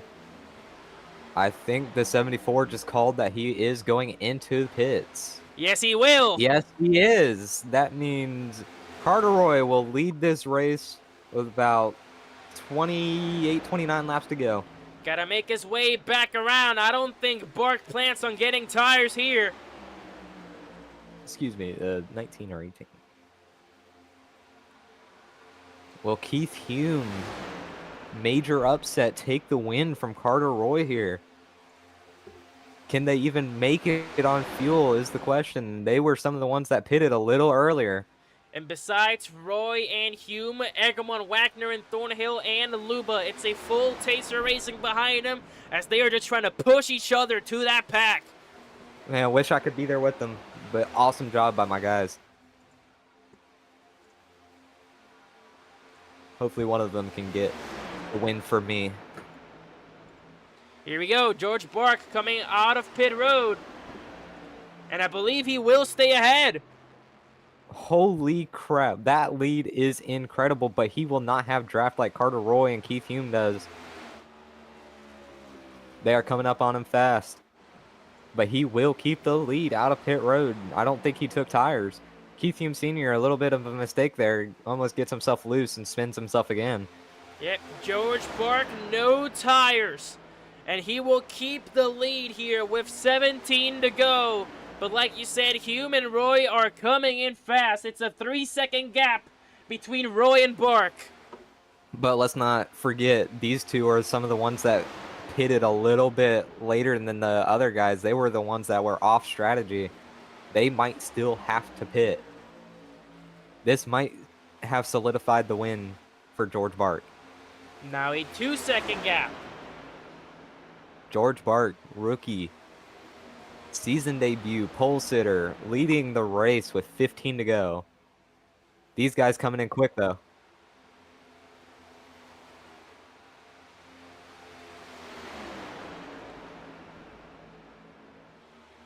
Might have another first-time winner here in the Shake and Bake Cup Series, Season 3.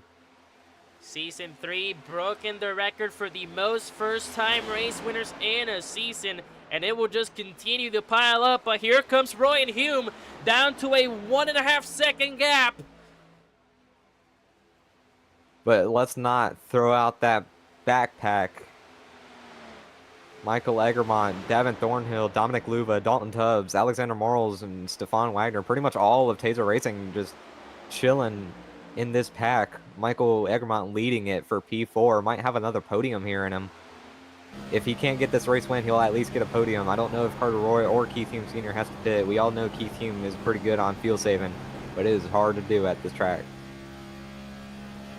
George Bark, I'm looking at him right now. They are coming up on him like sharks. He is like a minnow.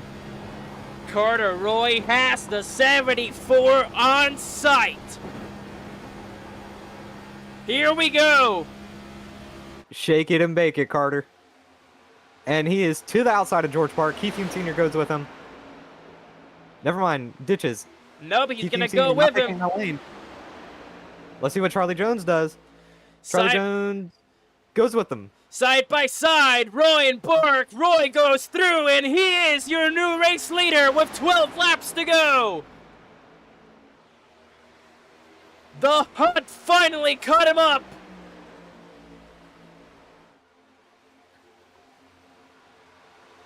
And they both get through Bark. Still, regardless of what happens here, amazing race by Bark. Maybe another first-time winner here still. Bark and Roy looking for their first wins. Hume looking for his third win of the season,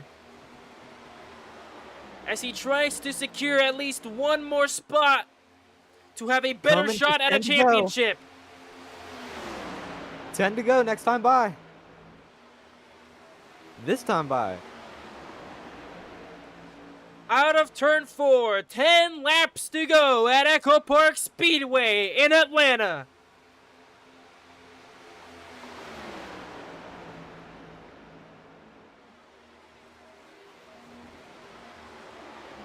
Is Roy in the playoffs? Roy is not in the playoffs, but he is drastically chasing a first race win here. If he wins, does he get in the playoffs? No, he is unfortunately out of contention. Just lost and missed a ton of races. But still, what a historic night it could be if he captures his first trip to victory lane. Hume in the most comfortable position out of those that have not secured a spot yet in the hunt for the Cup. He currently sits P9 in the standings. This could boost him up to P8, maybe even P7, depending on the position of Dominic Luba. Where am I at? I believe you're about P20 in the standings. Darn. Dang. Oh my goodness. I need to race more. George Bark around the George Bark outside of outside. Hume. A little early move there. I would have waited a little bit longer. Keith Hume gonna side suck. Okay, the 74. That might have been a little tiny bit of door banging on turn 2. Bark is gonna. From the way I'm looking at it, it's been a big door banging battle down the backstretch. Bark gonna settle back in between Hume and Jones. Bark might lose the draft here. I don't think so, but it's definitely possible. These guys are on older tires, unless Bark did not take tires.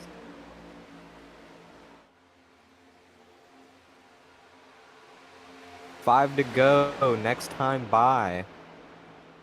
I believe it will be 6 to go this time by. Well, that's why I said next time. Silly little goober doing. Here we go, 6 to go. Everyone, up on your feet. This could be a great, exciting finish ahead of us. Carter Roy just needs to remain calm. I know how it can feel. Looking at that first win dead in your face. Just dangling like a mistletoe. And it's just teasing you like, come get me, come get me. And you're anxious, you're shaking. Everything above. 5 to go, that's time by.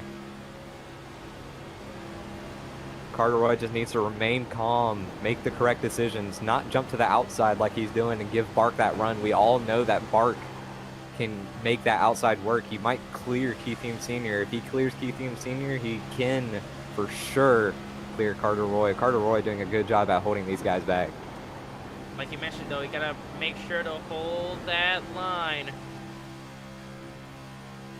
Keith Hume Sr. looking to the outside a little bit. Carter Roy will go up the block. 4 to go.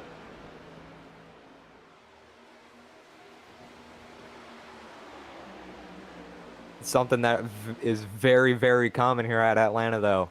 Last lap wrecks. It may be a small pack, but it's for the win. Out of turn 4 this time by, we're gonna have just a little over 4.5 miles left. 3 laps to go.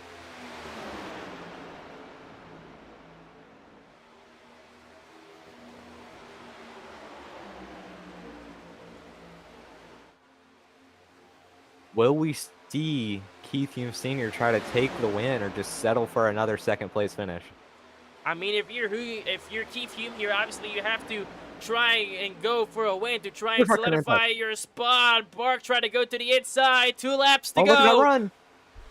Could they have a run here? Roy looking at those mirrors. Bark on the outside of Hume. Can he finally clear him? He will not be able to. They're going to be busy door banging on the backstretch. Here we go. One final time around Atlanta. White flag in the air. 1 lap to go in the regular season finale. It is Carter Roy's race to win. George Barr, Keith Hume, door banging. To the backstretch for the final time. Hume looking for a run on the outside. Great block by Roy. Carter Roy around turn 3. Will we have a first-time race win? He's loose. He's loose.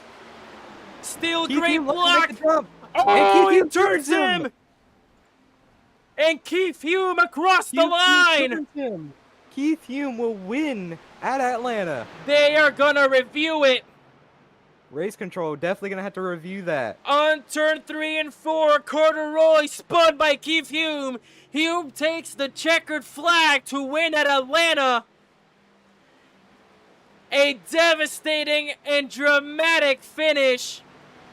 A controversial finish at that. But as it stands, it is the 62 with his 3rd win of the season. Oh my goodness. That I cannot is believe what I just watched. not the finish that you wanted to expect after such a clean fight. Yeah, Keith Hume just runs right into the back of him, goes Just- up. Yeah, Did not lift at all. he just turned up, trying to turn him. George Bark almost gets the win. Carter Roy still a P3 finish, but I don't know. We're definitely going to have to look at that one. Here is the replay here if we can get it. But let's talk about Michael Egermont and Adam Snyder. Michael Egermont P4 finish, while Adam Snyder finished P12. 3 laps down. That solidifies Michael Egermont P3 in these standings. Just did not try to lift. Yeah. We'll see here the telemetry if we can get it. This could be a position drop for the 62. Yeah, I don't know. That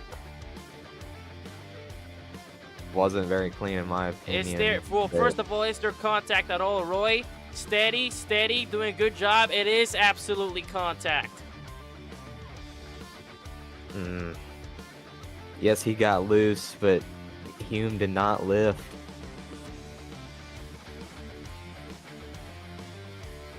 Just drove straight into the back of him. Yeah, did not try to lift at all. From what we can try and see here in the cockpit view. So the question is, who will be the ultimate winner of Wilson Pet Removal 200? We're gonna have to absolutely settle this post-race. As it stands, obviously these results unofficial. Keith Hume, controversial win here at Atlanta. As it stands, of course, that's going to be his 3rd win of the season. But George Park, P2, debut race, pole sitter, P2 finish, Masterclass. led a lot of laps. Masterclass performance by him. And of course, the big fight. Michael Egermont, P4, beats out Adam Snyder. Egermont takes sole position of P4 in the standings. Not enough to catch up to P3, but it is still a great, solid effort. Here is your unofficial race results from Atlanta. Keith Hume, controversial win. He comes across the checkered flag first. George Bark second. Carter Roy, P3. So close to a first win, but we'll see what they say after that post-race. Michael Egermont beats the man he needed to beat. P4 here and P4 entering the hunt for the cup. Stefan Wagner, P5. He could be in the hunt for the cup. We'll see after once these points shake up. Davin Thornhill, 6. It's Dominic Luba, 7. Zachary Evans, 8. Subbing in for Carter Brockmeyer. Dalton Tubbs, 9 for subbing in for Tim Pugel. It's Charlie Jones rounding off the top 10, followed by Alex Morals, Adam Snyder, Harold Wilson, Matthew Hill, and Owen Newman. Rounds off the results here from Atlanta. Let me pull up these race points results to see what we have here. As who got the fastest lap of the race? I believe that will still go to Zachary Evans, so that will be Carter Brockmeyer. But let's try and see here. But as I said, never count Keith Hume out. What a race. As I'm trying to settle the points here. And I believe I have them finalized. Let's see how this goes. Here they are. And Wagner, I do not think it will be enough. Yeah, I do not think it is enough. And we can Did Matthew make confirm it in? that it won't be. Keith Hume, Matthew Hill, and Gino Zito are the three that secure the last three spots that will be fighting for a championship. Keith Hume, PA in the standings, followed by Matthew Hill 9th, Gino Zito 10th. As let's get these post-race interviews started. Will Gino Zito be racing is my question. We'll have to wait and see here, but here we go. Let's bring up our first contender up here. Your race winner as of the time here, Keith Hume. Let's bring it on up. Come on up, Mr. Hume. Can you hear us? Keith, can you hear us? I got you. Keith, as it stands right now, you win here at Atlanta. You pick up your third win of the season, and you move up a spot as you enter the hunt for the cup in a P8 in the number 8 seed. How do you feel about your third win of the season as it stands? And of course, the controversial part of this, what do you have to say, and how do you feel about that final lap between you and Carter Roy? I was working with those guys the whole race, Carter, and we were. There was no plan to pass him, and he got way loose in the middle of 3 and 4, and I got to him, and I was burping off the throttle, but I had the 74. I was getting air pushed by the 74, and I got to him and couldn't avoid hitting him. I just went back and looked at my throttle traces. My throttle traces show I was coming off the gas to keep from running into him. Yeah, I mean, as I said earlier in the race, the 74 knows how to move that air, masterclass at doing it. I wouldn't take it to doubt that he was air pushing you right straight into Carter Roy. Unfortunate for Mr. Roy, but Yeah, I had otherwise, no good intentions win. of even trying to pass the 21. Yeah, P2 finish. There was no solidified. purpose. It wasn't advantageous too, and I wanted to work with my teammate and keep another car from making it to the victory lane. Yes, sir. Carter Roy was so close to his first race win, but Hume, obviously, you move the spot here. You have 3 wins this season. I believe that is tied with Harold Wilson for the most wins this season. However, you start in the number 8 seed. It's going to be a tough challenge, but what do you think you have to do in these next 5 races to secure a Shake and Bake Cup Series title? The biggest thing is going to be surviving Talladega, but I think I can run well. Survive Talladega, and then the other 3 tracks, Kansas, Darlington, and Bristol, I think I can run as well or better than any of these guys. Alrighty, confident words there by the number 62, Keith Hume. A great performance here tonight, especially on those strategy calls. Is there any final shout-outs that you'd like to do? Obviously, want to thank God for letting me be competitive in this stuff and have fun with you guys. I got to thank South Point Hotel and Casino, Toyota, Monster Energy, Jordan Brand, Home Depot, Diablo Blades, Nationwide Children's Hospital, KK Grayson, everybody that works with these cars to help make us fast. And I got to thank Micro Center because my my power supply went out about an hour before the race. I had to go get a new one. Oh my goodness. And he still managed to get that race win. Good job. I signed in about 7 minutes before qualifying. I got everything booted up. Unbelievable, but there it is. Keith Hume Sr., your race winner here from Atlanta. His 3rd win of the season. He's going to be entering a number 8 seed, trying to fight for a championship. Go celebrate that 3rd win. Good job, my man. Appreciate it, guys. Thanks. All right. So, unfortunately, don't think we have George Bark, or Carter Roy. However, I do want to bring out the man Michael that did Egermont. the What's up, gents? unthinkable. Michael, What's can up, you hear gents? us? Yes, sir. Can you hear me? There we go, Michael. You couldn't get the race win to get you into P3, but you beat the man that you needed to beat for the third week in a row, and you secure P4 going into the hunt for the cup. How do you feel to secure this spot after your performance in Atlanta? It's not how I wanted to beat him. I don't know why he got a black flag, ended up a few laps down, but me and him had a good battle all race until that black flag. I'm not sure why he got it, but Pit good road. racing from him. It was a pit speeding on the pits. Happens to all of us, to be honest. I got close a few times. Yeah, you were good. But shout out to Adam for just racing me very hard but very clean these past few races. That penalty sucks. I've been on the receiving end of them a bunch of times. This was a Pocono part 2.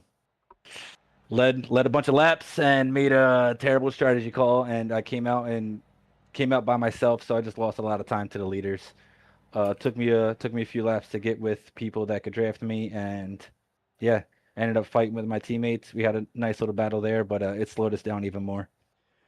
Well, that was gonna lead me into my next question. Obviously, the strategy call that you made, you see Zachary Evans going down, you decide to go down with him to try and not go alone, and obviously it's just the two of you that go down pit road, and that will ultimately kind of cost you a potential race win there. What was going through your mind with that strategy? Did you try to undercut all of the leaders?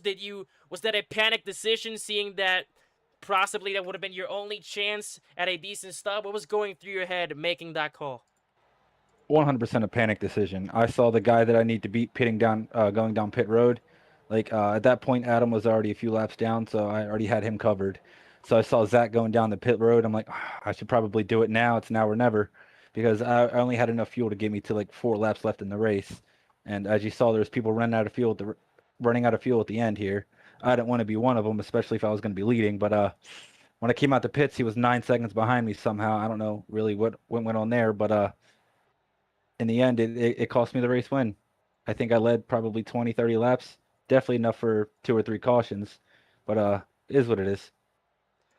Nonetheless, I'm what so proud of you, my man. result for you here? You're gonna be in the number 4 spot, fighting for a championship. Here, going into the hunt for the cup. Congratulations. Is there any final shout-outs that you would like to do? Shout out to Bricked Up Lemonade. Shout out to Yes, Taser Racing for sir. giving me this amazing opportunity to race. I can't thank Davin enough. It's gonna be sad leaving this team. This is such a great team. Hopefully I can come back one day, but we'll see how that goes. I'll have to talk to Davin about that.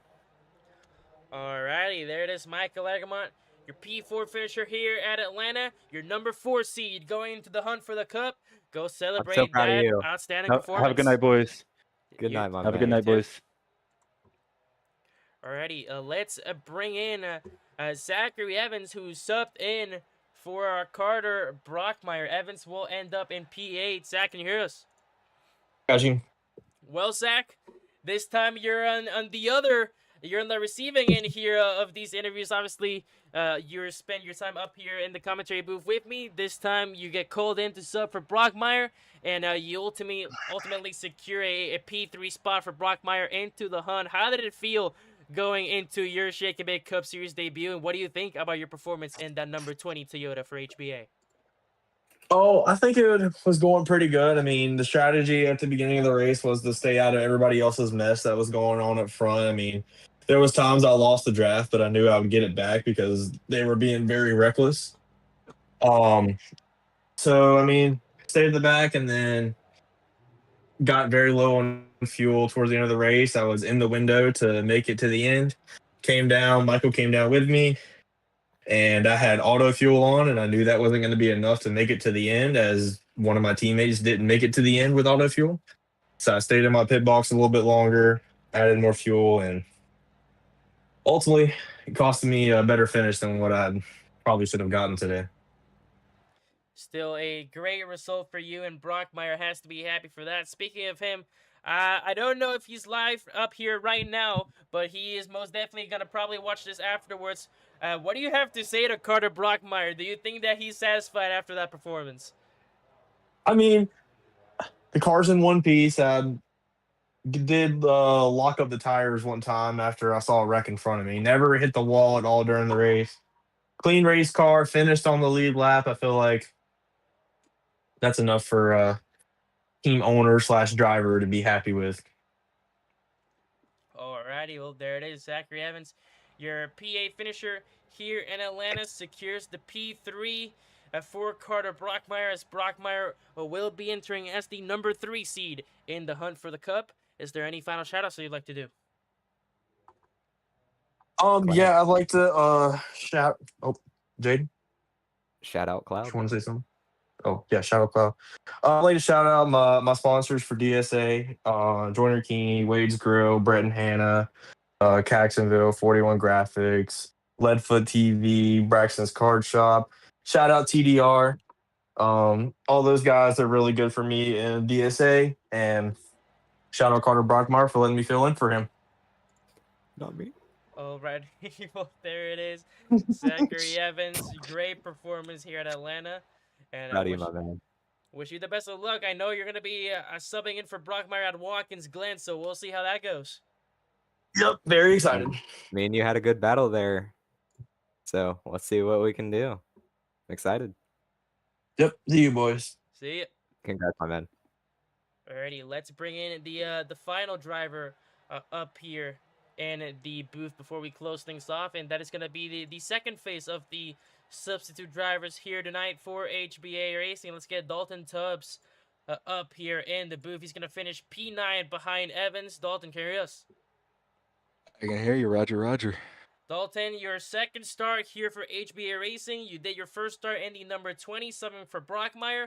Now you hop on the number 11 for Pugil, which, as we stated, will be your full-time ride next season. How do you feel about your performance in the number 11 for the first time? And I feel so much better than I did last week. I felt so bad. I couldn't get the car dialed in at New Hampshire, and I was really afraid going in here because super speedways are so just wishy-washy, and you're like you can't really pinpoint and go, okay, I'm going to do this here. It's like, oh, I'm up in the air, and then it made me calm down so much when I put it in P2. I would have had pole. Would have been my first pole and second start, but I had to get it taken by George Bark. But we had a really good race today. We definitely dialed it in. Made sure we could get into a pace of just getting in lap after lap and racing around the big dogs. Definitely punching above the weight class and just head down straight forward. And as we said to Zachary Evans, how do you feel about how Tim Pugil sees this performance? Do you think he's satisfied with the performance? How do you feel about how your team owner feels? Oh, well, about the last half of it, I think that'd be a wish wash. But that first half, man, that Coca-Cola number 11 flag is flying high. I'm telling you, it's. I hope I made him proud. He definitely tapped me, and I'm gonna make sure that I prove his point on why he picked me. So I'm definitely proud, and hope he's proud for me, because that was a hell of a ride. And I'm very gracious that he gave me the opportunity to come drive the 11, the famous number 11 from Mr. Pugil. Well, I'm proud of you, my boy.